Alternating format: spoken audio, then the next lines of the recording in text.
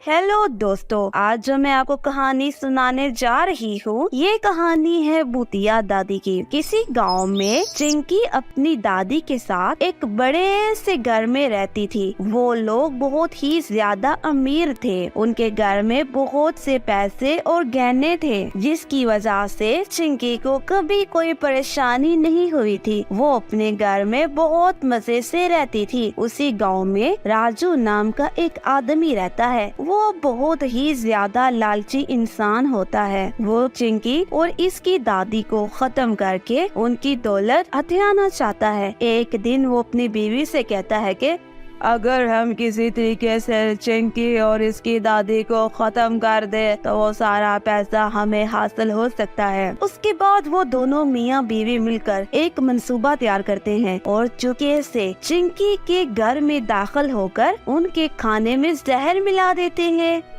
जब रात को चिंकी और उसकी दादी खाना खा रही होती हैं, तो खाना खाते ही उसकी दादी मर जाती हैं और चिंकी सिर्फ बेहोश होती है। कुछ लोग चिंकी को उठाकर अस्पताल में ले जाते हैं। एक तरफ चिंकी का इलाज हो रहा होता है तो दूसरी तरफ उसकी दादी का क्रियाक्रम किया जा रहा होता है। कुछ दिन के बाद चिंकी बिल्कुल ठीक ठाक हो जाती है। जब वो अपने घर वापस आती है तो वो ये देखकर परेशान हो जाती है। उसके घर पर राजू खड़ा होता है। चिंकी उसे कहती है, तुम कौन हो और मेरे घर पे क्या कर रहे हो? राजू उसे कहता है कि अब से ये घर मेरा है। तुम्हारी दादी ने मुझसे कर्जा लिया हुआ था और वो मेरा कर्जा चुका नहीं सकी, इसलिए वो मरने से पहले इस घर को मेरे नाम कर गई है। ये बात सुनकर चिंकी को यकीन ही नहीं आता। वो उसे कहती है कि मेरी दादी को तुमसे कर्जा लेने की क्या जरूरत थी? हम लोग बहुत ही ज्यादा अमीर हैं, हमारे पास किसी चीज की भी कमी नहीं है। तुम झूठ बोल रहे हो। मगर राजू चिंकी की एक भी नहीं सुनता और उसे धक्के मारकर घर से निकाल देता है और खुद दोनों मियाँ बीवी उस घर में राज करने लगते हैं। चिंकी रोते रोते वहाँ से चली जाती है। कितने दिन गुजर जाते हैं। वो भूख से निढाल हो चुकी होती है। उसने तो इतने दिन से 2 वक्त का खाना भी नहीं खाया होता। फिर वो गाँव के लोगों से खाना मांगती है, मगर गाँव के लोगों को भी उस पर दया नहीं आती। वो लोग उसे खाना नहीं देते, बल्कि उसे डांट कर वहाँ से भगा देते हैं। चिंकी वहाँ से रोते रोते एक जंगल में आ जाती है। तभी उसके सामने उसकी दादी आ जाती है। परेशान मत हो चिंकी, अब मैं राजू को देख लूंगी। उसने धोखे से मुझे मार दिया और तुम्हें भी घर से निकाल दिया। उसने हमारे घर पर कब्जा कर लिया। अब मैं उस धोखेबाज को उस घर में मजीद बर्दाश्त नहीं कर सकती। तुम फिक्र मत करो, मैं आज ही उन लोगों को वहाँ से निकाल दूंगी। इसके बाद दादी जब अपने घर में जाती है तो वहाँ पर राजू अपनी पत्नी के साथ खुशबाश खाना खा रहा होता है। दादी को उससे देखकर गुस्सा आ जाता है और वो अपनी शक्तियों से खाने को वहाँ से गायब कर देती है और उनके सामने मेज पर सांप और बिच्छू आ जाते हैं। ये देखकर वो दोनों मियाँ बीवी बहुत ही ज्यादा डर जाते हैं और भागते हुए अपने कमरे में दाखिल हो जाते हैं। अपने कमरे को वो अंदर से बंद कर देते हैं। तभी दादी उनके कमरे में आग लगा देती है। अरे नहीं भगवान, हमारे कमरे में तो आग लगी, चलो यहाँ से निकलकर जान बचाते हैं, भागो रे भागो। जब वहाँ से भाग रहे होते हैं तो उनके सामने दादी आ जाती है। कहाँ भाग रहे हो राजू?